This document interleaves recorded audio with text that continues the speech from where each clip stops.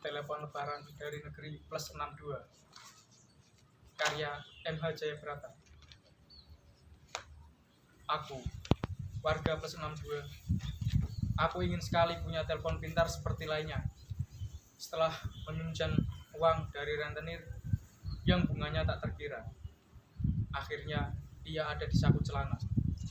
Sederhana, karena ingin bisa nelpon para wakilku di sana.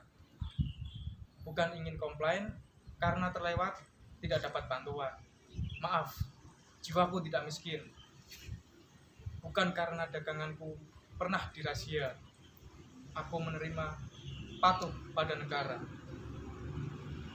Aku hanya ingin mendengar suara mereka, ingin berdiskusi, rindu seperti saat masa kampanye. Aku mencari nomor mereka. Aku tanya Pak RT, dia tak punya. Aku tanya Pak Lurah, dia tak punya. Aku tanya pada sisa poster-poster kampanye di jalan raya, dia juga tidak punya. Padahal selama masa kampanye, dulu aku rela membenci dan berdebat dengan saudara untuk membelanya. Akhirnya, aku punya nomor operator, namanya Tante Veronica.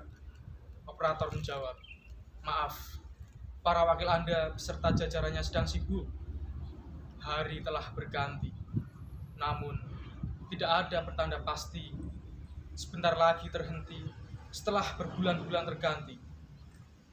Bahkan semakin terombang-ambing susah mengerti, dibuat bingung berita di TV. Tumbang tindih disi antar wakil negeri. Ini bukan cuma kejadian, ini adalah sebuah pesan.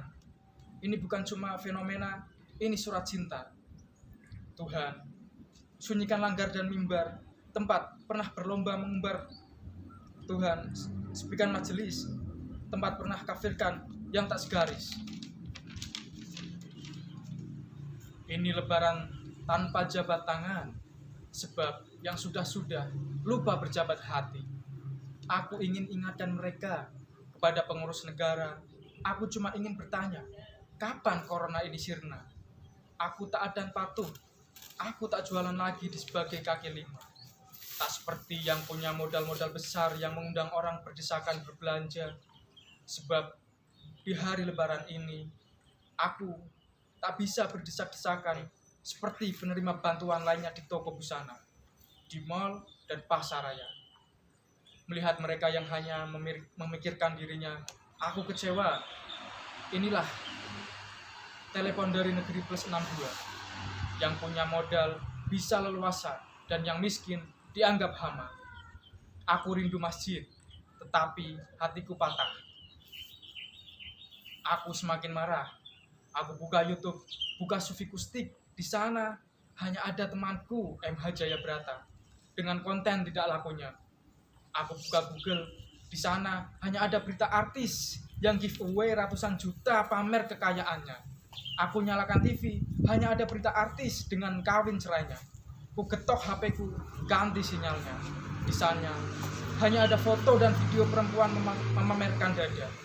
Aku lari ke Instagram, hanya ada perempuan berbaju ketat bermain TikTok sambil menjulurkan lidah.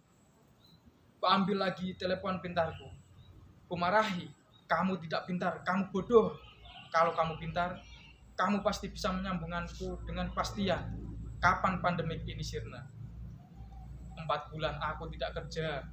Aku sekarat bukan karena melanggar aturan aparat, tetapi hanya hilangnya empati warga Plus 62. Mereka sibuk berbelanja, masih menggerutu tiba-tiba. Sebuah panggilan telepon tiba-tiba berdering. Ku angkat dan ku jawab, apa ini sudah waktunya? Harus sekarang? Seberkas cahaya sudah ada di sampingku. Ia menarik ke sebuah jalan, dan sosok itu berkata, ia tidak pernah mengecewakanmu.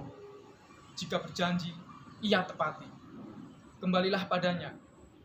Sebelum pergi, aku tuliskan pesan terakhir untuk istriku yang sedang memasak nasi aking untuk 11 anakku.